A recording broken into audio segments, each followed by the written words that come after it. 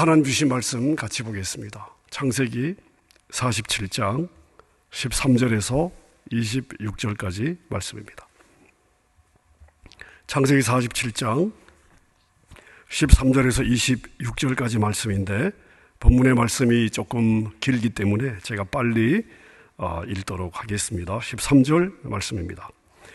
기근이 더욱 심하여 사방에 먹을 것이 없고 애굽 땅과 가나안 땅이 기근으로 황폐하니 요셉이 곡식을 팔아 애굽 땅과 가나안 땅에 있는 돈을 모두 거두어 들이고 그 돈을 바로의 궁으로 가져가니 애굽 땅과 가나안 땅에 돈이 떨어진지라. 애굽 사람이 다 요셉에게로 와서 이르되 돈이 떨어졌으니 우리에게 먹을 거리를 주소서. 어찌 주 앞에서 죽으리이까? 요셉이 이르되 너희의 가축을 내라. 돈이 떨어졌은즉 내가 너희의 가축과 바꾸어 주리라. 그들이 그들의 가축을 요셉에게 끌어오는지라. 요셉이 그 말과 양떼와 소떼와 나귀를 받고 그들에게 먹을 것을 주되 곧 그 모든 가축과 바꾸어서 그 해 동안에 먹을 것을 그들에게 주니라. 그 해가 다 가고 새해가 되매 무리가 요셉에게 와서 그에게 이르되 우리가 주께 숨기지 아니하나이다. 우리의 돈이 다하였고 우리의 가축대가 주께로 돌아갔사오니 주께 낼 것이 아무것도 남지 아니하고 우리의 몸과 토지뿐이라. 우리가 어찌 우리의 토지와 함께 주의 목전에 죽으리이까? 우리의 몸과 우리 토지를 먹을 것을 주고 사소서. 우리가 토지와 함께 바로의 종이 되리니 우리에게 종자를 주시면 우리가 살고 죽지 아니하며 토지도 황폐하게 되지 아니하리이다. 그러므로 요셉이 애굽의 모든 토지를 다 사서 바로에게 바치니 애굽의 모든 사람들이 기근에 시달려 각기 토지를 팔았음이라. 땅이 바로의 소유가 되니라. 요셉이 애굽 땅 이 끝에서 저 끝까지의 백성을 성읍들에 옮겼으나 제사장들의 토지는 사지 아니하였으니 제사장들은 바로에게서 녹을 받음이라. 바로가 주는 녹을 먹음으로 그들이 토지를 팔지 않음이었더라. 요셉이 백성에게 이르되 오늘 내가 바로를 위하여 너희 몸과 너희 토지를 샀노라. 여기 종자가 있으니 너희는 그 땅에 뿌리라. 추수의 5분의 1을 바로에게 상납하고 5분의 4는 너희가 가져서 토지의 종자로도 삼고 너희의 양식으로도 삼고 너희 가족과 어린아이의 양식으로도 삼으라. 그들이 이르되 주께서 우리를 살리셨사오니 우리가 주께 은혜를 입고 바로의 종이 되겠나이다. 요셉이 애굽 토지법을 세우매 그 5분의 1이 바로에게 상납되나 제사장의 토지는 바로의 소유가 되지 아니하여 오늘날까지 이르니라. 아멘. 아멘. 성경을 읽다 보면 하나님께서 자신을 아브라함과 이삭과 야곱의 하나님이라고 소개하고 있습니다. 자, 이것은 아브라함과 야곱과 이삭과 야곱이 우리 성도들의 삶의 특징들을 종합적으로 보여주기 때문입니다. 즉 아브라함과 이삭과 야곱이 우리 교회 자신을 상징하는 것이죠. 자, 그런데 교회를 대표하는 이 아브라함과 이삭과 야곱이 공통적으로 겪은 것이 있습니다. 자, 이 세 사람이 공통적으로 겪은 것이 무엇일까요? 우리가 이것을 알게 되면 교회가 반드시 겪어야 할 일이 무엇인지 알 수 있을 것입니다. 자, 이 세 사람이 공통적으로 겪은 일이 뭐냐 하면 셋 다 아들을 잃어버리는 경험을 했습니다. 하나님이 그렇게 하신 거죠. 하지만 잃어버린 것으로 끝나지 않고 다시 다 되찾습니다. 즉 잃어버리긴 했지만 다시 되찾는 것으로 끝나고 있습니다. 자, 아브라함을 보십시오. 하나님의 명령으로 하나밖에 없는 독자 이삭의 가슴에 칼을 꽂을 뻔했습니다. 자, 그러나 아브라함에게 가르쳐야 될 것을 다 가르친 후에 이삭을 다시 돌려주었죠. 히브리서 기자는 이렇게 기록하고 있습니다. 아브라함이 이삭을 죽은 자 가운데서 다시 찾았다. 하나님은 아브라함에게서 이삭을 빼앗아가 버리셨던 것입니다. 자, 이삭은 어땠습니까? 야곱이라는 아들에게 속아서 그를 축복했습니다. 하지만 이 사건 때문에 그 아들을 수십 년간 잃어버리고 살아야만 했습니다. 하지만 하나님은 야곱을 이스라엘로 만드신 후에 다시 아버지 이삭에게 돌려주었습니다. 야곱도 마찬가지죠. 야곱은 가장 사랑하던 아들 요셉을 무려 20년간이나 죽은 아들로 생각하며 살았습니다. 심지어 요셉의 동생 베냐민까지 빼앗기는 경험을 했죠. 자, 하나님께서 야곱이 사랑하던 두 아들을 다 빼앗아가 버린 것입니다.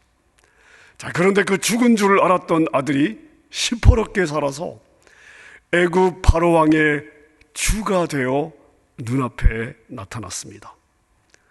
자, 우리 언약의 조상들은 왜 모두 이렇게 아들을 잃는 경험을 해야 했을까요? 자, 아들이라고 하는 것은 사실 나라고 하는 존재의 확장이라 할 수 있습니다. 그러니까 또 다른 내가 되는 거죠. 그리고 이 아들이라는 존재는 상징적인 의미를 가지고 있는데요. 하나님으로 행복해야 될 우리가 하나님 이외에 갖고 있는 모든 관심, 집착, 욕심의 대상이라 할 수 있습니다. 아들은 그러한 상징적인 의미가 있습니다. 하나님은 아브라함과 이삭, 야곱의 아들들을 죽이심으로써 하나님 이외에 관심을 갖는 모든 것을 다 죽여버리신 것입니다. 자, 그런데 이것은 나를 잃어버리는 사건이 아니라 더 멋진 나로 완성되는 데 있어서 아주 필연적인 과정이었습니다. 다시 말씀드리면 진짜 가치와 진짜 풍요를 얻기 위한 통과 의례였던 것이죠. 자, 그래서 하나님은 아브라함과 이삭과 야곱의 잃어버린 아들을 더 멋지게 변화시켜서 돌려보내셨던 것입니다. 자, 그렇게 다시 돌아온 아들들이 바로 하나님 나라에서 완성될 바로 내 자신, 우리 성도들의 실존이 되는 것입니다. 시련이나 고난 중에 있으십니까? 빼앗김이나 잃음이나 실패로 그것을 정의해서는 안 됩니다. 나의 아들을 빼앗아 가심으로 더 좋은 것을 주고야 마시는 하나님의 배려로 받아들여야 하는 것입니다. 사실 우리 하나님 자신이 제일 먼저 하나밖에 없는 독생자 예수 그리스도를 잃어버리셨습니다. 우리도 내가 가장 소중하게 생각했던 것들을 잃어버리는 아픔을 통해서 우리를 위해서 아들을 빼앗기셨던 하나님 아버지의 마음을 조금이라도 더 이해할 수 있게 되는 것이죠. 그리고 그 빼앗김은 가장 좋은 것으로 바꿔주시기 위한, 여러분 더 좋은 것이 아니에요. 우리에게 가장 좋은 것으로 바꿔주시기 위한 거룩한 빼앗김이라는 것을 볼 수 있어야 되겠습니다. 자, 오늘 본문을 그런 관점으로 이해하셔야 되는데, 말씀에 대한, 복음에 대한 이런 이해가 없이 오늘 본문을 보시면 오늘 본문의 내용은 정말 황당한 내용을 담고 있습니다. 요셉이 권력을 이용해서 먹을 것을 독점한 후에 가나안과 애굽의 모든 돈을 다 끌어모아 한 사람 바로 왕에게 바치죠. 뿐만 아니라 돈이 떨어졌어요.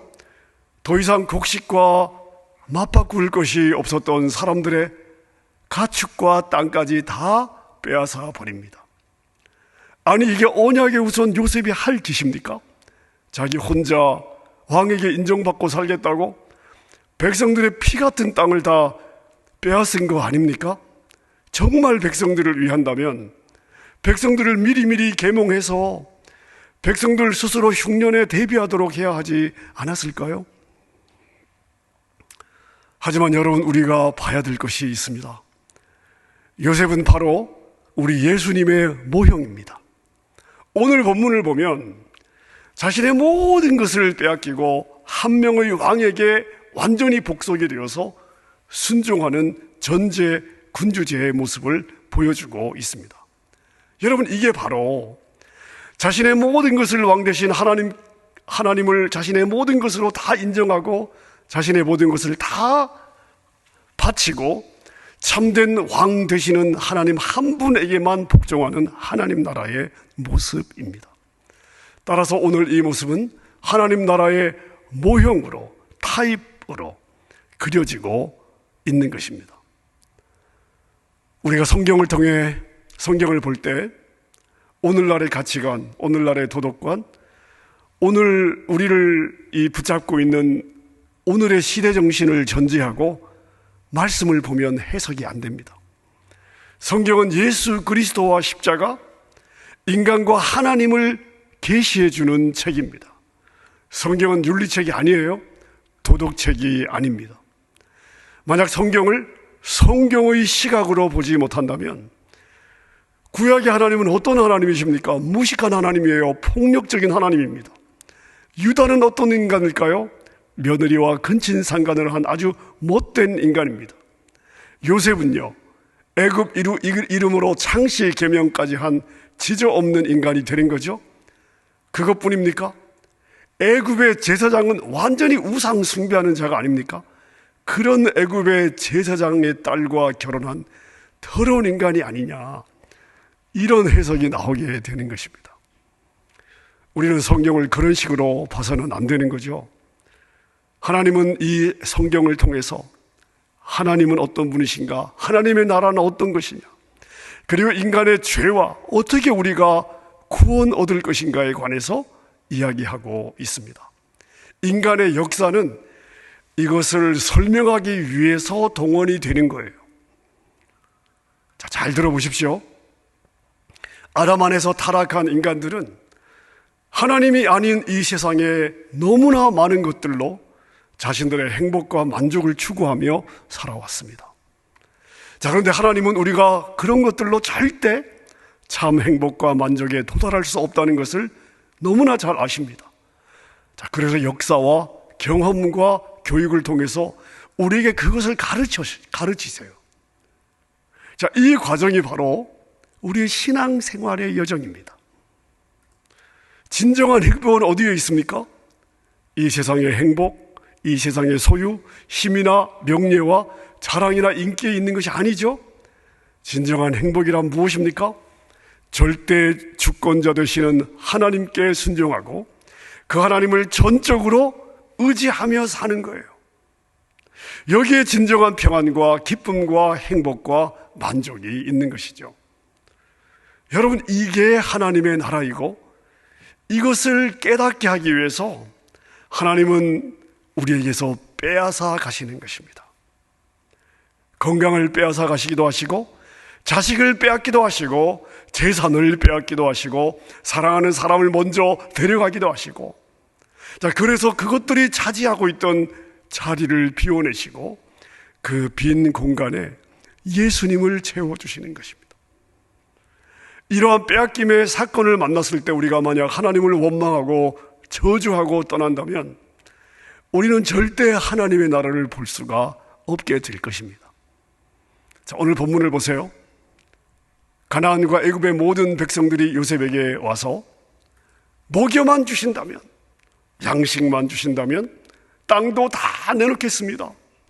노예가 되는 것도 감수하겠습니다. 자, 이렇게 이야기를 했을 때 요셉이 그들의 땅을 다 몰수하죠. 자, 그리고 나서 곡식을 줘요.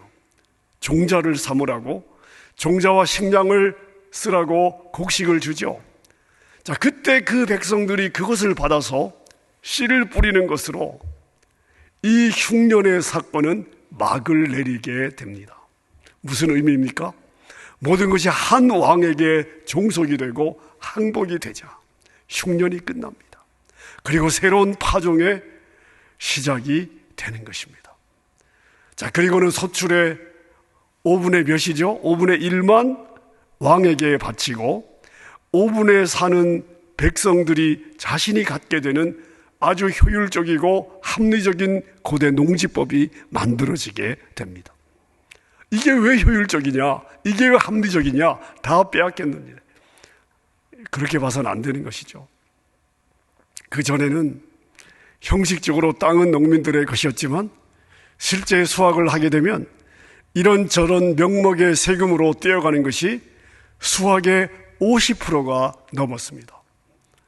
자, 그런데 이제 땅은 왕의 땅으로 소속이 되었지만 자신들이 똑같은 땅에 똑같은 농사를 지어서 5분의 1을 주고 나면 5분의 4를 합법적으로 자신들이 소유하게 된 것입니다. 자신들이 자신들의 땅을 가지고 농사를 지었을 때보다 훨씬 더 많이 수확을 하게 되는 것입니다. 여러분, 하나님의 나라는 다수결로 움직여지는 곳이 아니에요. 백성들의 의견이 다수결에 의해서 수용되는 것이 아닙니다.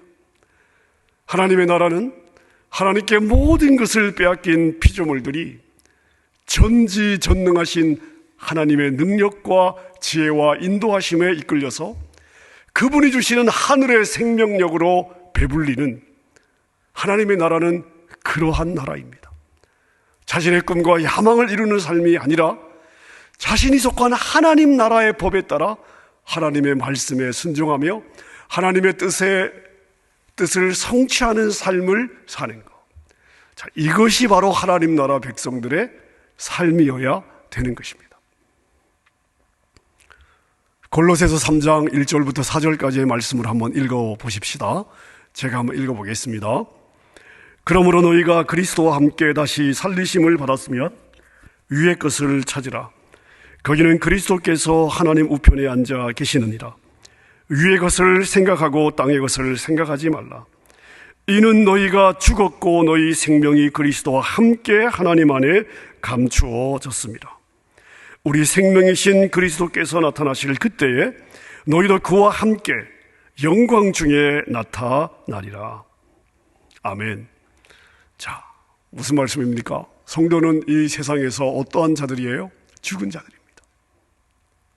성도는 이 세상에 대하여 죽은 자들입니다. 그래서 우리는 위의 것을 찾는 삶을 살아야 되는 것이죠.